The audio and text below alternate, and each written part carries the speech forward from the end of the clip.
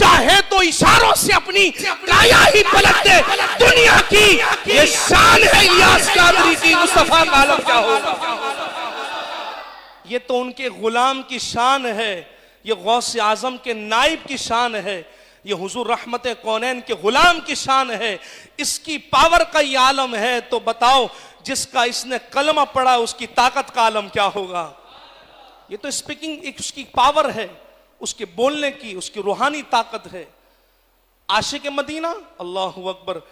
लोग तो मदीने जाएं तो फिर वो कोई सलूट मार रहा है, कोई टांगे चला रहा है, कोई सेल्फी ले रहा है। हमने देखा इस आशिक मदीना को, सर झुकाए हैं, गाड़ी से उतरे हैं, अरे चलते जा रहे हैं, बराबर में चलने वाले से पूछते हैं मदीना आ गया, कहा हुजूर आ गया। अभी भी आंख नहीं उठानी, अभी भी चलना है कि मदीने में आने वाला गुलाम कैसे मदीने में आता है। मैंने कहा पूछो इलियास सत्तार कादरी से, मदीने जाए तो मदीने का अदब सिखाता है, हाथ बांधकर। अरे ये तो वो दर है कि यहां फरिश्ते एक बार आए दोबारा नहीं आते। 70,000 सुबह हैं, 70,000 शाम हैं। ये आकर बताता है यहां सैल्यूट नहीं मारे जाते, यहां पर सेल्फियां नहीं बनाई जाती, अरे यहां पर टिकटॉक नहीं बनाए जाते। हुजूर का गुलाम जब हुजूर के सामने जाता है तो अश्कबार आंखों से हुजूर की बारगाह में इस्तिगाज़ा करता है, सर उसके झुके होते हैं, अरे उनके बदन लर्जा खेज होते हैं, कपकपी तारी होती है। उस दरबार में जा रहा हूं कि जहां फरिश्ते आए, जिब्राइल आए तो इजाजत लेकर आए। वहां मदीने का अदब और मदीने वाले की मोहब्बत बताती है कि अगर आशिक मदीना देखना है तो इलियास सत्तार कादरी को देख लो। ये मदीने का अदब भी सिखाते हैं, रमजान का इश्क भी सिखाते हैं, कुरान की सही तर्जुमानी भी करते हैं। मैं कहता हूं इकरार हसन साहब, शुफ शुफ दिखाते हो, कभी यह भी दिखाओ कि फैजान मदीना में एक मर्द कलंदर आकर बैठा है। वो एक मर्द कलंदर एक जगह पर नहीं है, वो न जाने कितनी जगहों पर देखा जा रहा है, सुना जा रहा है। उसके फैजान का ये आलम है, उसका मंशूर देखिए, विजन देखिए। बैठा फैजान मदीना में है, लेकिन अमेरिका वालों को भी फैज दे रहा है, यूरोप को भी फैज दे रहा है, वो अफ्रीका वालों को भी फैज दे रहा है, वो यूके वालों को भी फैज दे रहा है, वो हिंद वालों को भी फैज दे रहा है, वो बांग्लादेश वालों को भी फैज दे रहा है। अरे वो एक जगह बैठे तो उसका मिशन मुल्क ब मुल्क, शहर ब शहर, गांव ब गांव, गली ब गली, करिया ब करिया, अरे वो मुल्क ब मुल्क चलता है, क्योंकि अल्लाह ने उसको एबिलियत अता की है।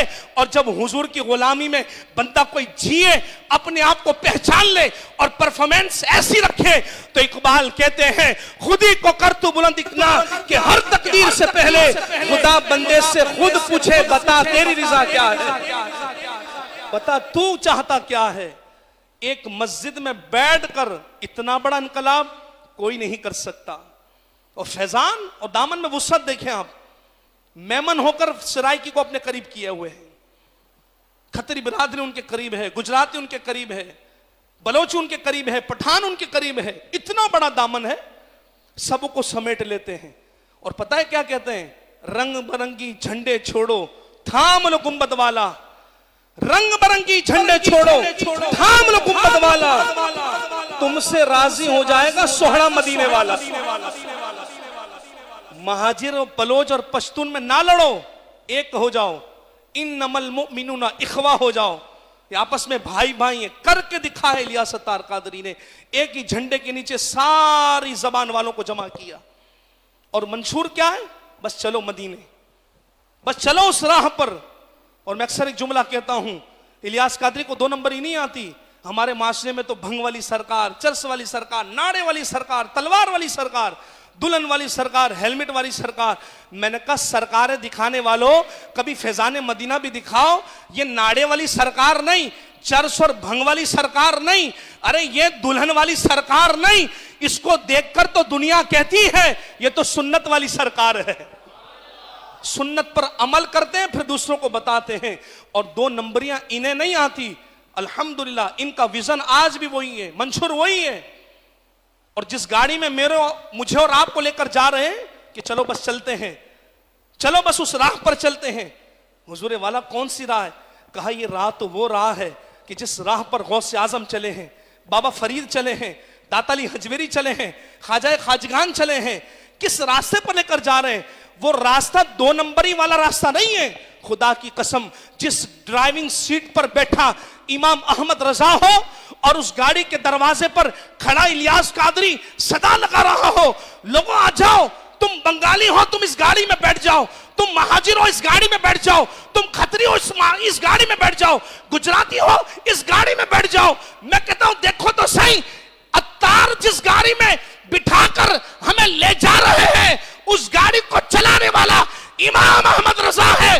अरे जिस ड्राइविंग सीट पर इमाम अहमद रजा बैठे हो और उस गाड़ी पर बुलाने वाला बिठाने वाला इलियास सत्तार कादरी हो, लोगों वो गाड़ी किसी बदमज़हब के स्टॉप पर नहीं रुकती, वो गाड़ी सीधी मदीने लेकर जाती है।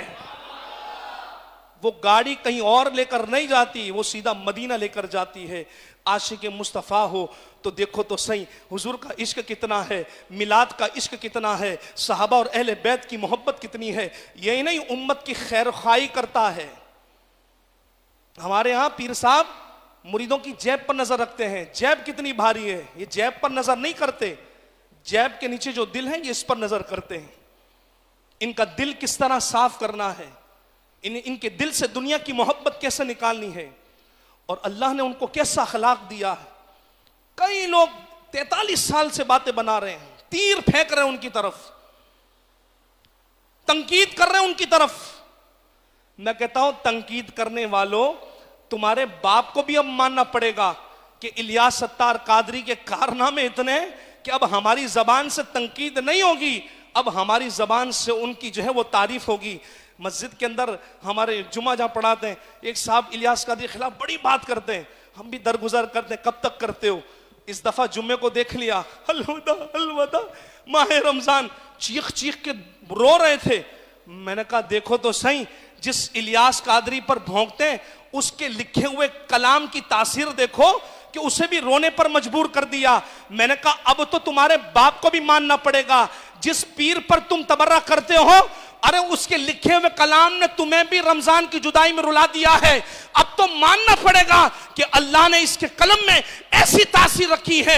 अगर ये रमजान की जुदाई में कोई कलाम लिख दे तो अल्लाह तबारक व तआला ऐसा उरूज अता करता है, पाकिस्तान नहीं, हिंदुस्तान नहीं, बांग्लादेश नहीं, बल्कि दुनिया के जितने मुमालिक हैं जहां मुसलमान बसते हैं, जुम्मतुल वदा के अंदर सारे खड़े होकर अलवदा अलवदा माह रमजान पढ़ते हैं और अपने इजहार का, गम का इजहार करते हैं।